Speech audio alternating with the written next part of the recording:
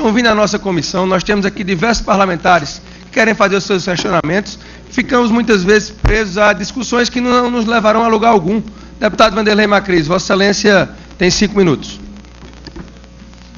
Uma questão de ordem. Eu tenho a palavra como líder também. Queria saber se podia agregar a minha manifestação. Já é como líder, Vossa Excelência vai falar. Por 5 minutos? Não, 5 minutos. Posso agregar, então, Em convocação são 5 minutos. Posso agregar a minha inscrição como Você quer agregar como membro? Como pois membro? Não, Vossa Excelência tem até 10 minutos. Pois não, obrigado.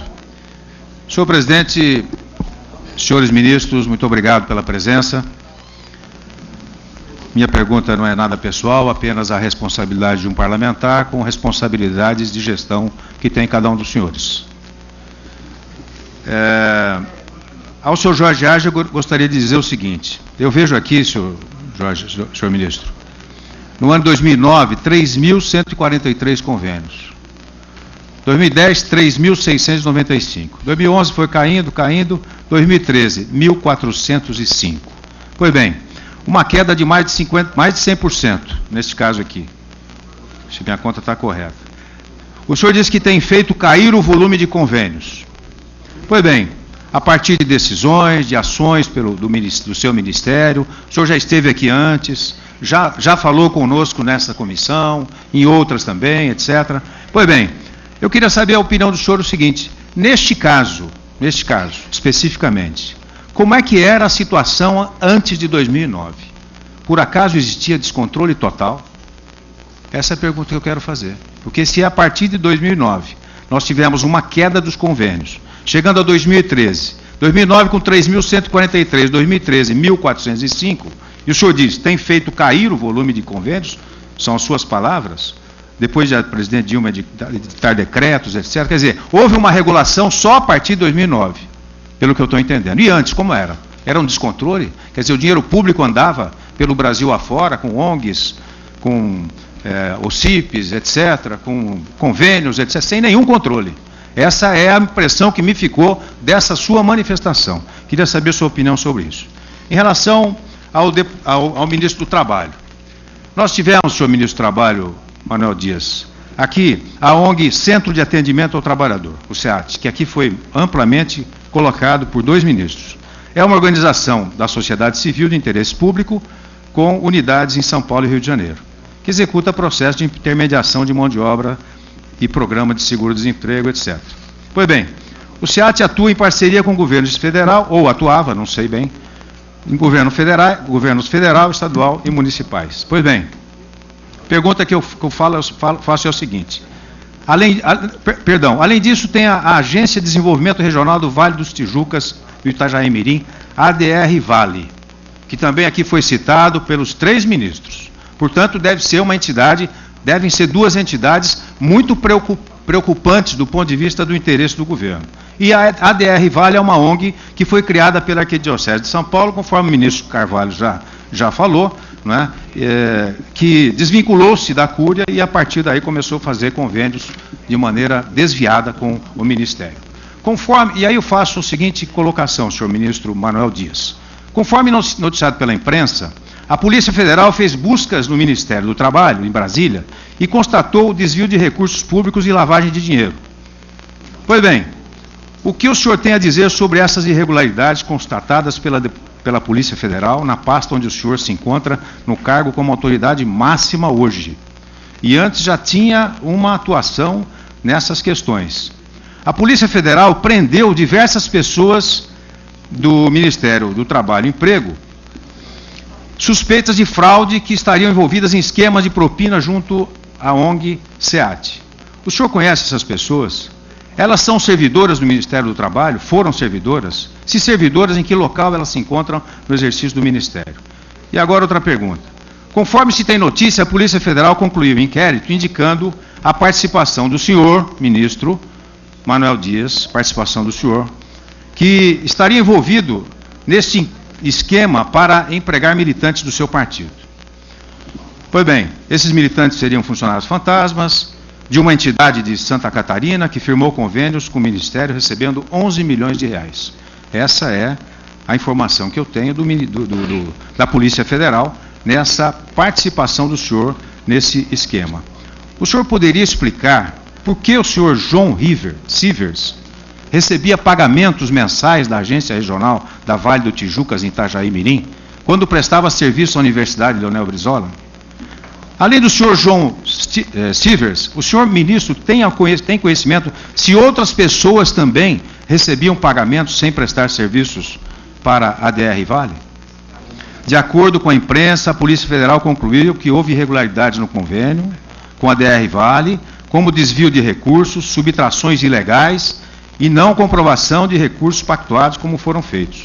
Também relatou que, apesar de sucessivos pedidos, a sua pasta sonegou dados no convênio, bem como não enviou dados sobre a análise da prestação de contas. Isso dito pela Polícia Federal, que a sua gestão não mandou informações para a Polícia Federal.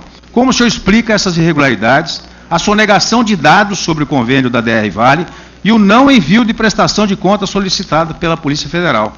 E pasmem, aqui tem uma matéria que diz o seguinte: para a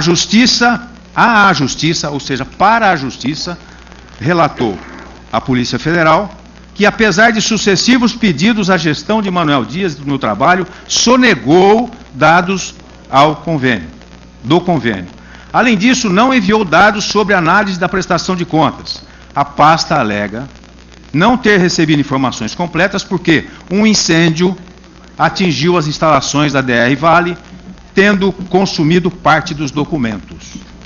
Pois bem, parte dos documentos. É claro que, muito provavelmente, os documentos que envolveriam pessoas importantes desse governo nessa questão. 11 milhões de reais nesse convênio. Portanto, eu gostaria, senhor ministro, que o senhor falasse sobre essas questões que eu acho da maior importância. Quanto tempo tem ainda, senhor presidente? 4 minutos. Pois bem, vou continuar aqui. Falar agora com o senhor Gilberto Carvalho. Senhor ministro Gilberto Carvalho, eu estou tendo o prazer hoje de conhecê-lo pessoalmente. Talvez passagens em eventos, etc. e tal. Mas o senhor é um ministro que tem tranquilidade para falar. Até parece um padre, não sei se isso é nenhuma ofensa, mas me parece que não. Pois bem, o senhor tem tranquilidade para falar, mas é uma pessoa que tem efetivamente uma estrutura e uma bagagem intelectual, e tem concepção a respeito da vida pública, tem concepções a respeito da vida pública, sabe onde está e onde quer chegar. O senhor tem uma atividade muito importante dentro do seu ministério. E vou dizer alguma coisa a mais, especialmente numa questão específica. Nós tivemos notícias e o relatório da Operação Pronto Emprego da Polícia Federal revelou que o senhor era tratado por um grupo considerado pela Polícia Federal como quadrilheiro, que atuava no Ministério do Trabalho como interlocutor da pasta, para obter aditamentos e novos repasses de verbas para o Centro de Atendimento ao Trabalhador. O senhor já falou sobre isso aqui hoje, mas eu gostaria de um pouco mais de explicação se era essa a concepção que tinham também essas pessoas que a Polícia Federal indicou como quadrilheiros. Também existem notícias de interceptações telefônicas da senhora Georgette Oliveira, presidente da ONG, em que, diante da preocupação do grupo com a perda de espaço no Ministério, a cúpula dizia o seguinte: Gilberto Carvalho irá resolver. Todos nós conhecemos esse episódio, etc. Tal. O senhor deve ter cansado já de explicar a respeito disso aí. Eu quero saber o seguinte: como é que o senhor explica a ligação telefônica interceptada da senhora Georgette e como está a investigação desse caso? Eu quero saber o seguinte, senhor ministro: o senhor foi considerado investigado pela Polícia Federal? O senhor foi considerado testemunha pela Polícia Federal? O senhor foi chamado para fazer depoimentos a respeito disso? Ou simplesmente isso passou ao largo da sua gestão como secretário? Outra questão: com os objetivos da Secretaria-Geral, que apoiou o financiamento ou manifesto do Movimento Sem Terra na esplanada dos Ministérios em fevereiro deste ano, que terminou com violência, segundo notícias, mais de 30 policiais ficaram feridos. Qual foi o papel da secretaria, da sua secretaria, neste episódio de financiamentos? O senhor também já falou, mas seria importante a gente considerar oficialmente a sua palavra aqui nesta comissão. E dizer, senhor ministro, que O que o senhor considera financiamento de ONGs, eu considero aparelhamento, eu considero controle. E o senhor tem absolutamente convicções pessoais muito arraigadas para passar a saber o que está fazendo e de que forma. E vou na mesma linha do deputado Mendonça Filho disse aqui agora, a serviço de um partido político com controle sobre sindicatos, controle sobre centrais sindicais, controle sobre movimentos estudantis, controle sobre ONGs, sobre os CIFs, tudo a partir de financiamentos do governo federal. O senhor acha correto que dentro desta lógica essa situação esteja colocada no nosso país, que precisa muito de controle das questões sociais, precisa de controle sobre envolvimento da sociedade organizada de maneira democrática? Quer dizer, não seria melhor que nós estimulássemos essas entidades a debater democraticamente o futuro do país, ao invés de caminhar na direção de financiar essas entidades, que do ponto de vista natural haverão de ser parceiros de quem constrói essa lógica. Portanto, é a colocação que eu queria fazer aos senhores ministros. Obrigado, muito obrigado pela atenção e, evidentemente, vou ficar na atenção das respostas que forem colocadas. Muito obrigado, senhor presidente. Para falar como líder em nome do PT. Que não que sejam menos importantes. Um segundo encaminhamento. Ministério de Santos, no meu estado de São Paulo.